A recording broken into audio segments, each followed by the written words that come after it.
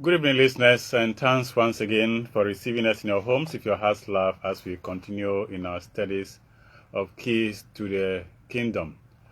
As usual, it's our great pleasure. We all understand we are studying together. When we have shared our thoughts, you also have the opportunity to share your thoughts, and we also learn from you. Thank you very much.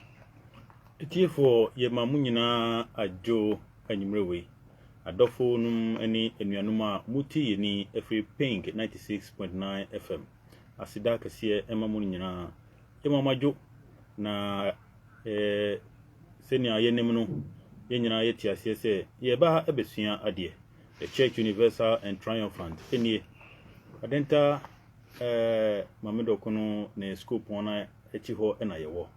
Na ye nyanti ase se ye nyina yesua ade yenim se ye echire ye de ewia muso mudi mu adwenkyire ene mu asembisa ebemu na yenso yenya bi esua efrem ho na enwumre we mesre se utie ye ni efa o kasafide mu a bomodia na fra bonua na ono so emfre ne nua na yentie bi esan se nkyerechire a eba ene no unya entie bebia jese pink 96.9 FM yedamose. Listeners, we continue our studies unveiling the mysteries of the book of Revelation, and today we want to look at various aspects of the Antichrist. For Mira kakra etwemu ni na otwe etwemu nso no yesua ade ade efa edisem eyimu na enenso yeba abetoa so na yebesua ade kakra ene afa de potokasemu yefre no Antichrist ananse dia ogina ho etan Kristo na ewo yemu no. We would like to do a quick refresh of our minds on the presentations that we made on the signs of the zodiac, on the cosmic clock. We'll make a brief review so that we can use that context to get the understanding on what we are going to present today.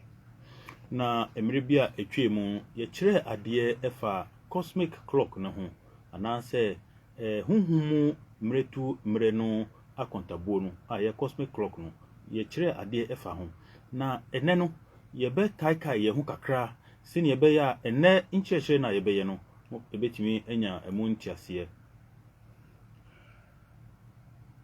As we are man made by God, we have a one whole nature which is divided into male and female. Yeah, onipa a onyankopon aboye no obia egina kwantekro nanso yewo entichemu mienu bi ewo yemu a ekire se oba ene bema afemu ewo obi biara emu. In this regard, everybody has a male nature and a female nature. We munu anase we ni nkyire ntiase ne se obi biara ewo oba echefa ana oba su ewo ne mu na osanso wo berima echefa anase berima su ewo ne mu. Following from that, the man nature of everybody is expected to reflect the male nature of God, and also the female nature is supposed to express the female nature of God, and all further to that, in the vice versa, you might express the misused male nature of God and also the misused female nature of God. Two things. Na the woman say obarima chefa ena a ewo wumu no ewo se eye onyankopon na eja chefa na ewo onyankopon mu no enu ewo se edan enu idi ana se eja su na ewo onyankopon mu no obi biara obarima chefa na ewo wumu no ewo se eda saa nyankopon su no idi na oba chefa no so na ewo wo mu no eno so ewo se edare onyankopon ne na yomu ne su no ewo se eno so edanedi na ekai eho se se sa ene etie dia ye wodia etia eno so anase kwan a ye fa so a ye di edi dwuma etia anase eni nyankopon ne su no enkoyie anase enko bekrum nti ye nya sa ntiase no se ni misuse anase odi ye dia eni nyankopon die no ense ena oba achefam no so no utimi edan sa oba su na ewo mu no utimi dan ni dia eni nyankopon su no enko ana enfa. So that is talking about the two nature as male and female. Inti ye kan say oba chefa eni berima chefa no obi biara wo sa chefa mienu we ewo mu. Then we take it to the next step. Everybody has fourfold nature as fire, air, water, and earth that we call the elements. Enuanum eni adofonum kirechiri ayeye enei emudo yi frewu nuana ontie bi de Reverend Epa chese nipe biara nso no wo esu anase nchichefumu enan ewo mu dia eye anua anase f ena de eye eja anase oja yeso yi fire ena de wo insio eni inframa ewo ye nyina ye mu. All these have their various characteristics or properties. Ni nyina ewo su anase subanya ededi. As we have them in that four nature, they also correspond to our bodies as etheric or spirit, mental or the mind, emotion or the feeling, and the physical nature of us. Nti uhwe sa enai afema ye kan ye se anua eja inframa eni insio no dia ewo mu no se sa ichichemu enan eye de ye frɛ no hunhum fm ena ye wo adwen mu fm ena ye wo watinka fm ena ye sanso wo nipedua na honam eni moja no na wo hunu so ewo ho. Listeners, as we develop this concept, it's going to help us to understand how the Antichrist operates in our very lives. Etiefo, ye mawusa inchirechire we ema mwanya intiasie kwanya de freno Antichrist ana se de otan Kristo su na ewo ye mu no kwanya efaso eye dwuma ededi ewo obi biara abrabom. We have talked about the four elements: fire, air, water, and earth. We link them up of our four, what we call the four lower bodies: the etheric part or the spirit side of us, the mental side of us, the emotional side of us, the physical side of us. We will now link this up with the four nature of God. Etiefo, ya chiri mu se yewo eja, yewo inframa, yewo insio, ena yewo anua ne su anase ne chefa ewo obi biara emu chefa enai we ana esu enai we ewo obi biara onipa dase ni biara emu na sa chefa we no ena ye cheche omu no se eja no egina ho ema nhunhun mu esu no ena enframa no so egina ho ma wadwen mu ne su ena de ye frɛ no f no a ye anua no eno so egina ho ema unipedua hunam eni mojai esu no ena de ye frɛ no insio no so egina ho ema emotions anase watinka efemu na we no ye kyerɛ ema wehum ye gya nyankopon no so ne ni su enan a odedi ewo ya brabo mu sa niama enan yi enam so na ne nyina eba nipa dase ne biara na brabo mu. So linking up with the four nature of God, that is an extension of the Trinity, we have God as Father, Son, Mother, and Holy Spirit. Na weinu ena ye kire wo ma we hu se ye ka bibi se nyame ba sa kron no a ye frɛ no agya hunkronkron ena oba no sa nyame ba sa kron no ne chichemu enan ena ye kire wo de ye di ka ho no se nyame ena nti ye wo nyame hunkronkron ye wo nyame agya ena ye wo nyame oba na ye di aka ho se ye wo nyame ena enso eka ho nti ne nyina aye enan enu eni dia nti yemu a ya kire wo sisi a kire se ebi gina ho ma insio ebi gina ho ma mframa agya eni anua no ena ebi gina ho ema hunanmu eni hunhumu ena adwemu eni atinkemo no sa niema enan we kro. So we have God as Father, Son, Mother, and Holy Spirit. And these various aspects of God are opposed by four various aspects of manifestation of the Antichrist.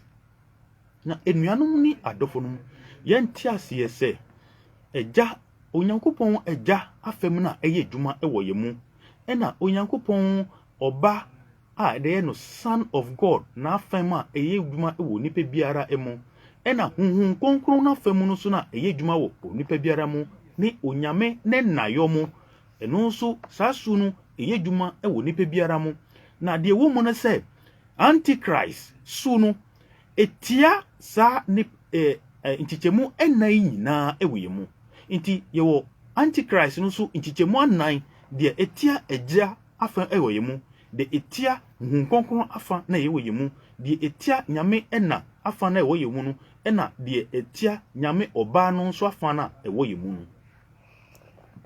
Listeners, when we place ourselves on the cosmic clock from starting from 12, 1, 2, 3, back to 11, 12, we will have portions of these that are split up for the four nature of man and the four nature of God and the four elements.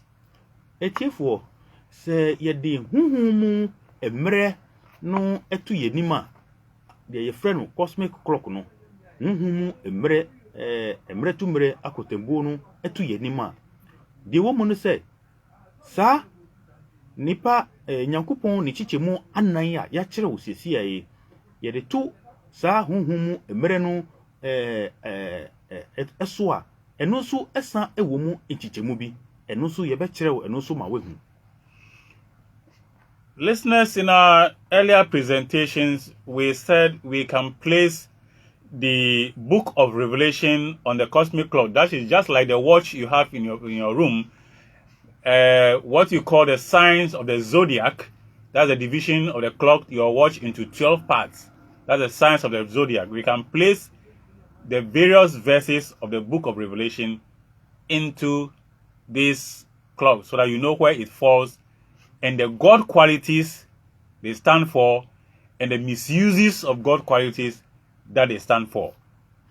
Etiefo dia ye pese ye kirewa ne se ubetimi anya edisem no huma no entiase na gise wode ntichemu no na ewo edisem no etu dia ye frɛ no cosmic clock no so anase hunhumu emere no so na wode to so a ena wo behu ntichemu no ene nyankopon so a ededi ewo emre bia emu ena de ye frɛ no Antichrist anase de otia Kristo no onu so ubehu ni nyina ewo sa cosmic clock no so.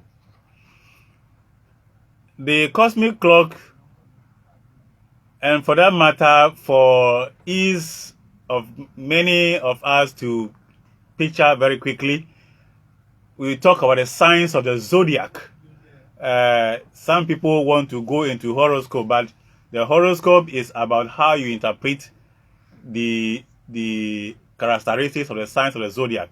So on the signs of the zodiac, 12 of them, each of them is on one line of the clock, and they all correspond to either Father, Son, Mother, or Holy Spirit aspect of God. Etiefo, ye will be binsu wo ye freno the signs of the zodiac.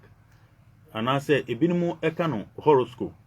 Dia intiasia ne say ebinimu ehwe busumi a ye wo any the friend who date of birth and amra ye wo de to busumi no so a na yetimi akire su anase subanya ewo umu a ubededi ebinimu kura etimi ehwe eno no ma kire niema ebesisi ewo wabrabon ena ye kire say signs of the zodiac eno ena yehwe na yede ye saade no intichemu na anase intiritirimu no ena ye frɛ no horoscope no inti ye say ni nyina no intichemu no eye edumienu na saa intichemu edumienu we nyina no baako bia eto onyankopɔn agya afem anase ena afem anase oba afem anase huhun konkron afem emu baako bia eto saa intichemu anan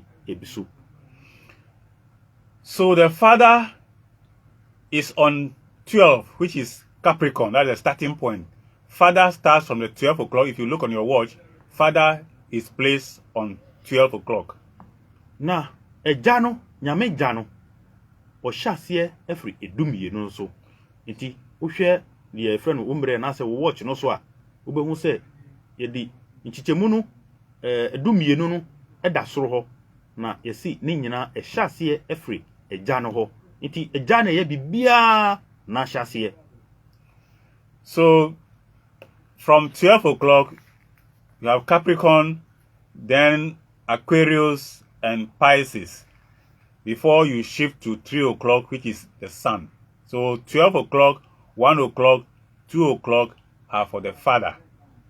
Etiefo niamani bi wo ho a mebo no potokasem edu mra ye bie kwan se wo so be ebetimi afre no niamani bi wo ho a se be bonu potokasem na mentimi ambonu ye twi mu a na se obi wo ho a onima mesre wa churotu ho na ye bie tetefo na wetimi abo akire yen na ye nyina yenya emu entiase nti yesi eja no ehyase afri edumienu ekọ ebaako nti ofri hodum edumienu na okọ baako a na okọ mienu efri hodum asa na obedu miensa no na kyese wefri eja no afem ekọ oba afem nti eja no ehyase afri du baako ekọ edumienu ekọ baako ekọ mienu nti mienu baako ene dumienu no ni nyina agina ho ema enyame ejano afemu. So the signs of the zodiac there are Capricorn, Aquarius and Pisces. Na dio ofre no potokasemu a eye signs of the zodiac every edumienu eko baako eko mienu no so no eche se Capricorn, Aquarius ena Pisces ene de mesremu a mentimi embo ne twidin enti obi wo ho a onima edumra ye bie tetefo na wafre na wa akire yen wa yedamase. We learned that these various signs, under the various signs of the zodiac, there are certain nature of God and misuses of that nature of God. So as you're talking about Father, if you have already drawn, because we asked you long ago to draw this thing down, so if you've drawn them down and written some of the characteristics, then you'll be looking at the Father nature of God, and that the characteristics that show are Capricorn, Aquarius, and Pisces.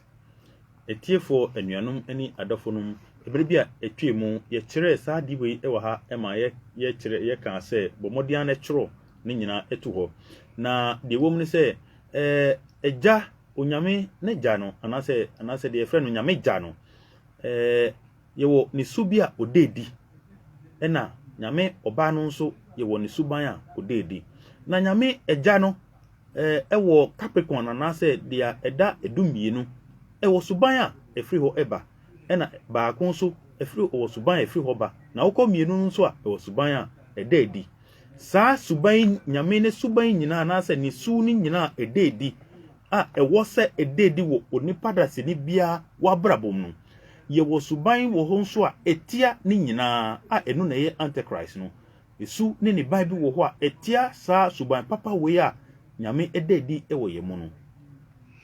So the same way that we explain the Father, it goes in that same manner for the Son. We start from 3, 4, 5, the Mother from 6, 7, 8, and the Holy Spirit from 9, 10, 11, all having their good nature and their misuses side. Nti se na echichire mu ema eja no saa so na nchichemu no ewo ema oba no nso.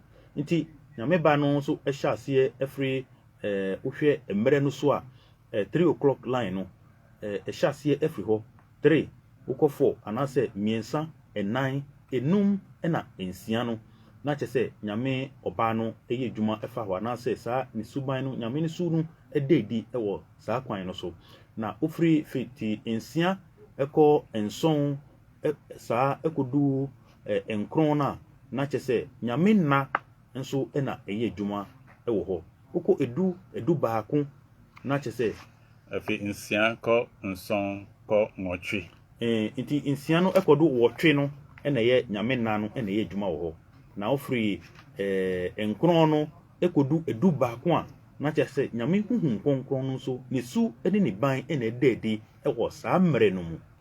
So if you master the God qualities on Capricorn and the misuses of God quality on Capricorn, it means that when we are telling you that Father is on the Capricorn, you automatically know the nature of Father and the good nature of Father and the misuses of the nature of Father. That is how you'll be interpreting things. Na de yepese hu no se ye kirew nyame eja ni su a ewo emere no edu baako no so a eye Capricorn no na se wudnima na se wosanso enim nyame dia etia onyankopon ni su a eda emere edu mienu no so a ye Capricorn no so unim suban a etia enu so a enu na wobetimi anya ntichiremu ama wohu dia ekoso ene dia ye ka ewo edisem humane mu.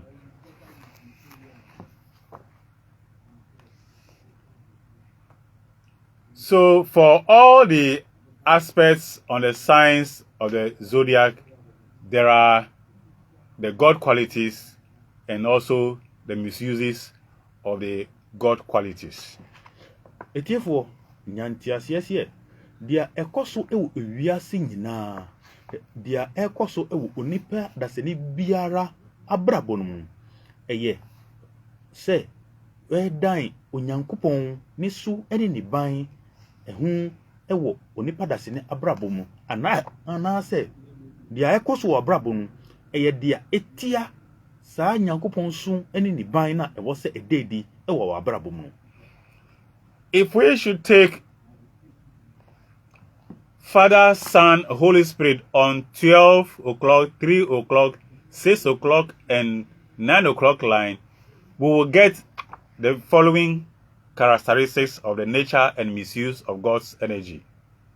Nti se yefa onyame eja no ne su ene ne ban a ewo edumienu no so na yefa nyame ba ono so ne su ni ne ban a ewo miensa no so na yefa nyame ena eno so ne su ni ne ban a ewo nsia no so na yefa nyame huhun konkron ne su ni ne ban a eda enkron no so a eno ena yebehu suban a ededi emeretu mre bia.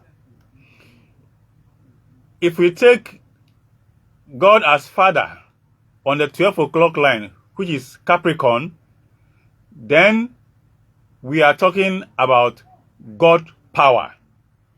Na se yefa onyame eja a oda emre edu mienu eno so a na de yepa kire ni se ye kire onyankopon ni tumi.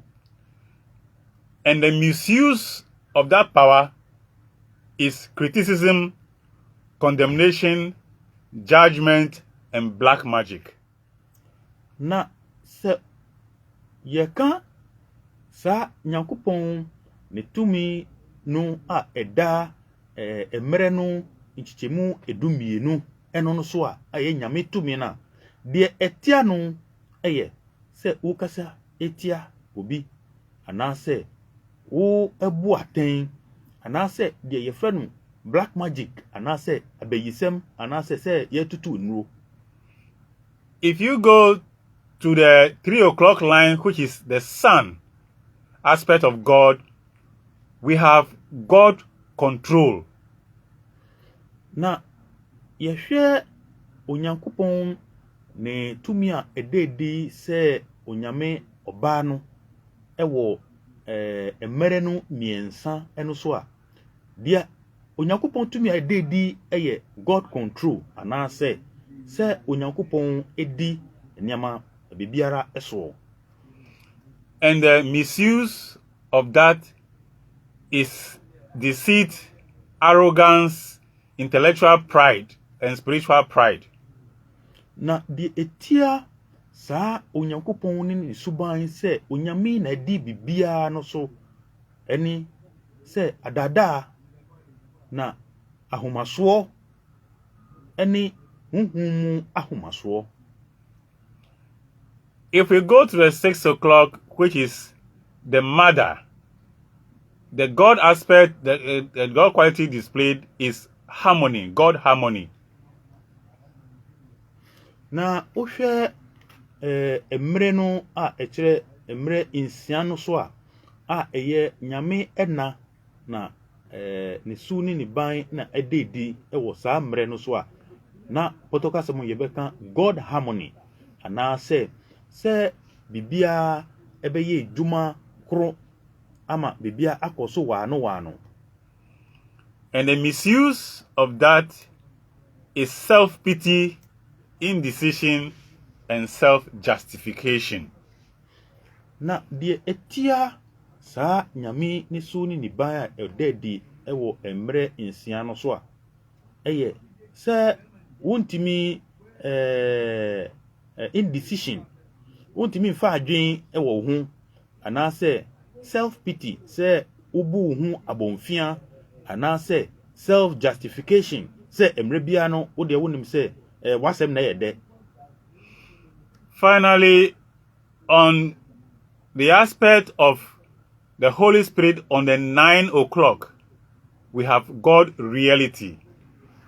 Na yeko dia eda emre no enkron no eso a eno eye huhun konkron na huhun konkron emre no tumi a ededi anase suni ni ban a ededi eye de frɛ no protocol mo God reality se onyankopon kwa na ye dia ewo ho.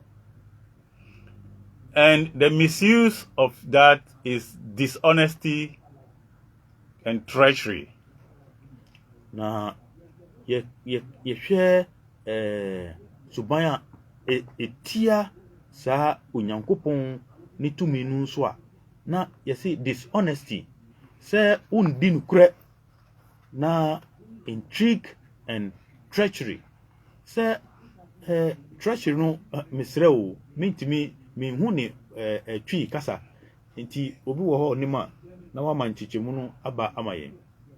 Treachery na me say semi trial na twa senia we are udi obi ho asembone udi nipa no ana oya di tia nipa no ewo in secrecy we are di tia nipa no na ana say we ka say otwitwa na chi I don't know. Okay, treachery. Now, the 4 aspects of the Antichrist manifest as the dragon, which is the one opposing Father. The Antichrist itself is opposing the Son. That's on the 3 o'clock.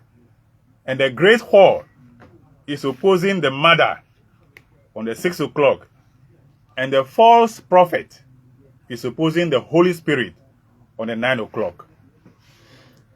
Etiefo se uhwe emre no nchichemu no na ya kire wo na ya chichemu 9 ena ya kire wo se eja no egyina edumienu no so onyame oba no nso egyina miensa no so ena nyame ena egyina nsia no so na nyame huhu konkron nso egyina enkron no so na yesi de yefrɛ no dragon anase otuase na yabodin ewo D7 no ono ena oye antichrist anase de ogina ho etia nyame suni ni ban na anase Kristo agya no na yewo ni mu antichrist no dragon no otiase na yabo ni din no ono na gina ho ema nyame gya ni tumi na daidi ewo yemu na oba ye yefra no aboa huhu na eno so yebo din ewo D7 no eno so etia nyame oba no ewo nyame ba suni ni ban yewo yemu na oba de yefra no the great hall anase ogwaman kese no odwaman kese no eno nso etia onyame ena afamu na ewo yemu no na the false prophet anase atro edifo no eno nso egina ho ema dia otia huhun konkron ne tumi a ededi ewo yemu no eno nso etia huhun konkron no. So if you want to see how the dragon works, how the beast works, how the great whore works, how the false prophet works, you can easily decipher this from the characteristics that we have just described for the various aspects of the sign of the clock. Enti enuanum eni adofonum ye kan edisem na eyeye ya adwin na eye huhu a ye ntimi enkyira ase no ene ye ma osafo na wo kan edisem a wo betimi anya ntiase na wo hu dia hunkronkron anase dia nyankopon eka kire wo ewo edisem no na de ye kan ne se wo hu nyame suban a ededi ewo edumienu no so na ya kire wo se otiase no anase otwiase na ya cho ya ewo edisem no etia nyame huhum na eye djuma ewo edumienu no so haye eye nyame egya no nti uhu saa suban no mu a yabobɔ so sesia na wobetimi ehu kwan a antichrist no efa so eye djuma ewo wo mu anase efa so ye djuma ewo ewiase nyina na adase ni biara emu. Now, unless people understand clearly and accurately that the battle is in the four lower body or the four aspects of man and the soul, telling you that Lucifer has been taken away, or the battle of Armageddon has been won, or the victory of the golden age has been won, will mean nothing to you as an individual soul. Etiefo dia iwo munu se wanya ntiase se dia yefre no okun a yefre no Armageddon kun no a ekoso no se wanya ntiase se sa okun ekoso ewo onipe biara na brabom ni chichemu enan a ya kire wo emu no se wunnim na wanya ntiase no so se sa Armageddon kun ekoso wo sa nipedua nchichemu anan emu na ene ye ka kire wo se bonsam kura ye ni yi na fi asase so anase ye nya ye kunimdie anase asundwe aba ewiase mu a sa wanya sa ntiase na emfa ensusuaso papa bia anase mfaso bia emma ukra. Each individual soul, because she elected to go forth from the fiery core of oneness, must make the decision herself. Na okra bia esanse wokra ena fa adwen se obefri onyame nchen aba asase so ninti esese ukra eno anso ena esa fa ho adwen se obekọ Nyankopon ho. The soul must invoke the Christ self to manifest the judgment of the dragon, the beast, the great whore, and the false prophet. Na etwa se okra anase okra nankasa ena ofre Kristo ejano Kristo tumi no na ode abu dragon no aten anase otwase no aten ewo abrabom wo frɛ Kristo ja na wo de abu de ayefrɛ no beast anase aboa huhunhu no wo de abu na aten ewo Kristo din mu na de ayefrɛ no great whore any false prophet ni nyina no wo frɛ Kristo ja no na wo de abu wo mu nyina aten. Each of these perversions of the Godhead control one of the four lower bodies. Na sa esu eni ni ban a etia onyankopon ni su ni ban a eye adwuma ewo yemu no eye adwuma anase edi ye chichemu enan na ye kire wo sisia no sa nyama etia nyame esu ni ban wo yemu no sa nyama we aye otwase no eni aboa huhunhu no anase edwaman kese no anase otro adefo ni nyina no edi sanchichemu enan mienu edi so ewo yemu. So the dragon, in this wise, the dragon is affecting your spirit man. The beast is affecting your mind. Enti de wo mo no se otuase no eye dwuma etia huhunhum kan ko ena aboa huhunhu no nso eye dwuma etia wadwem afem. The great whore is opposing you as God, as mother. That is your emotional side. Na de efre no dwaman kase no nso no eye dwuma etia nyame na afa na ewo wo mu no anase watenka eye dwuma tia watenka. And then you have the false prophet, which is working against your physical nature. Asana waba otro adifo no so a eye dwuma etia onipedua hunam eni moja no. If you study the book of Revelations, beginning with chapter 11, you can read of the mission of the two witnesses, who are the messengers for the great white brotherhood. Na se usua edisem edubaakon ekona obehu se yaka two witnesses anase adasefo mienu bi ho asem ewo ho na saa adasefo mienu we omu ena mye kasamafo ema ye nuanom a womu enya osoro hememu kwan akona omu boayen sisi ewo asase so no.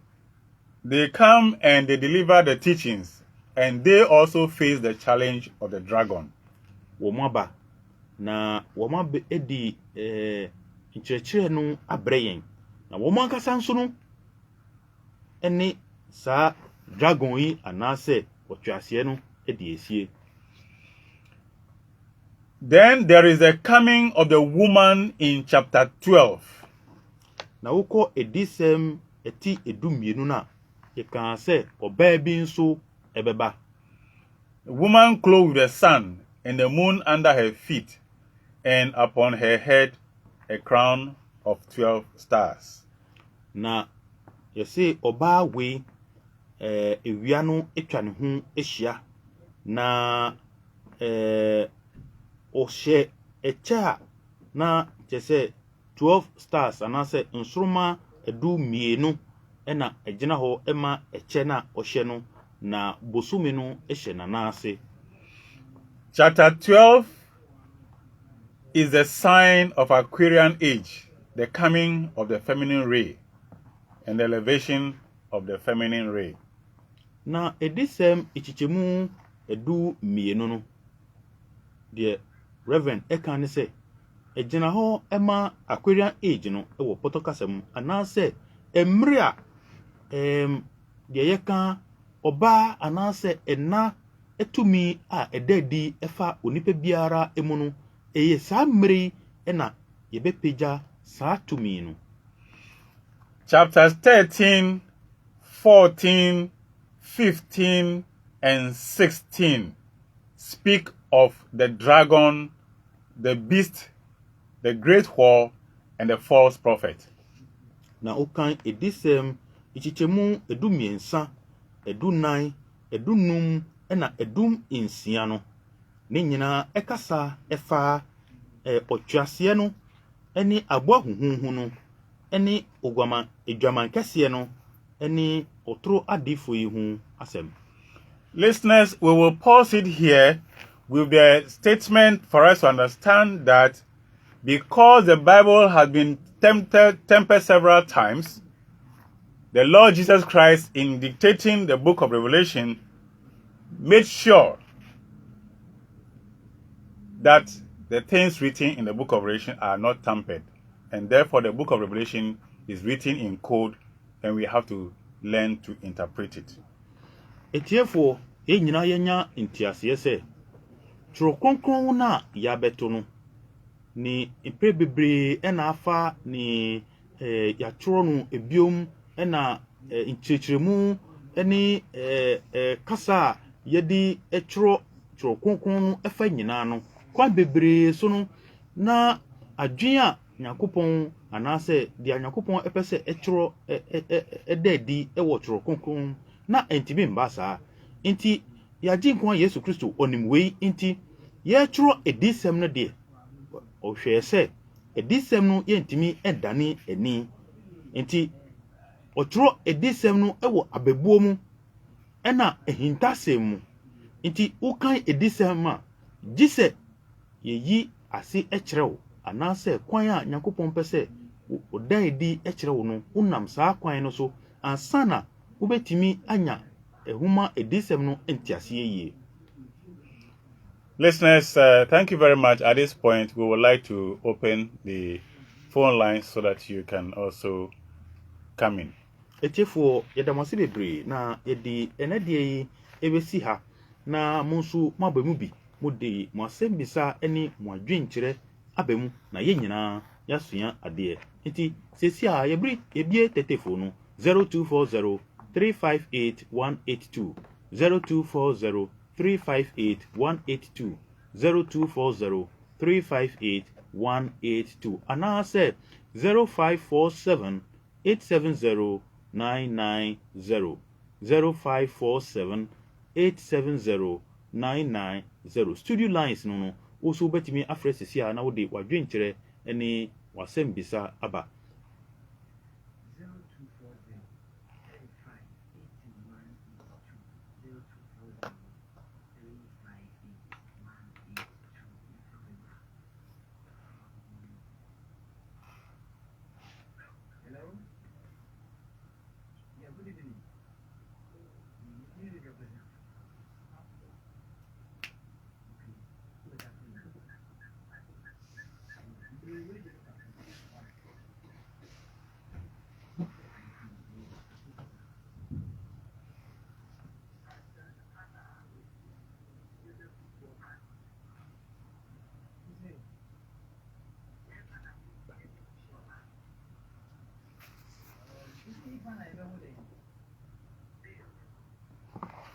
'The beast'.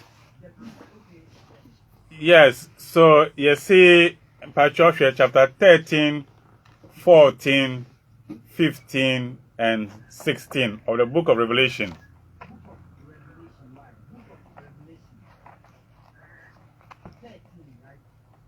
From 13, 14, 15, 16. Yabo ni nyina ewo ho, beast no wo ho, great whore no wo ho, and false prophet ni nyina ewo sa chapters 9 way.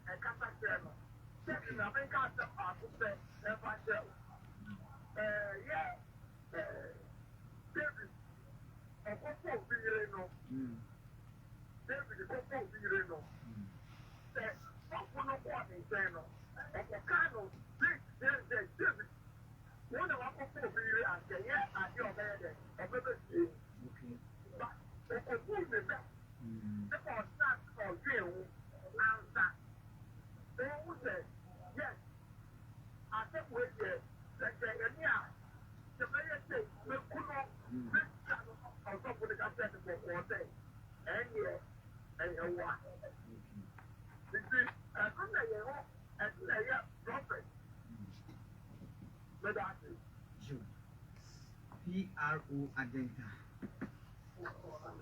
That's it. 0240 358 182. Your fire last caller. Okay, 1 minute. Nothing. UGC. Any Church Universal and Triumphant. Mr. Lambert Nafiaki. Okay. You know, Yanko Studio B now. Okay, your last caller. Hello? Hello, good evening. Good evening. What did you do? I'm a delegation. The traffic bus channel is Fulani. Mr. Lambert. What is the meaning of the beast in the book of Revelation? What is the meaning of the beasts? Yeah, In the book or of are the beasts? Or are the beasts? Yeah, in the book of Revelation. Consolidate or obey one. That's what I think. Yo, thank you very much. We will discuss these natures or aspects of the Antichrist one after the other. Okay. This is the introduction. This is the introduction. So we're going to take the beast, Mm-hmm. we're going to take the false prophet, Okay. we're going to take the great whore, Okay. and we're going to take the dragon Dragon. and explain each of them one after the other.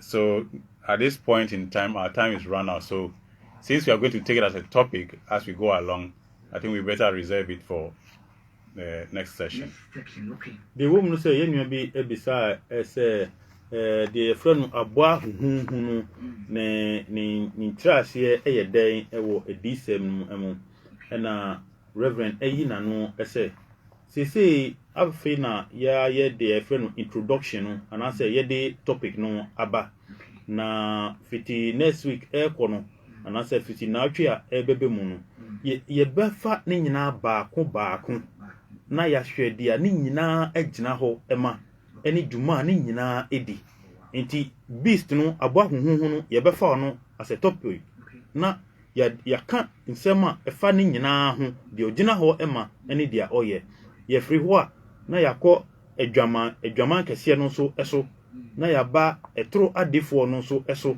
na yakọ de ye frɛ no